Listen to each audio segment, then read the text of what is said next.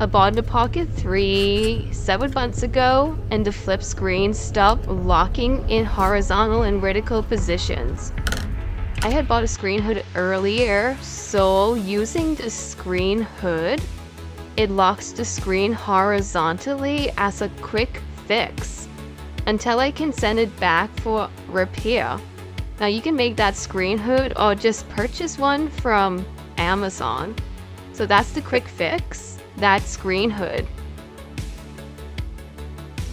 So as you can see, it keeps the screen right there, see, notice, in a horizontally locked position. So rather than the broken position, so it works pretty good. As a quick fix for the Pocket 3 screen problem here.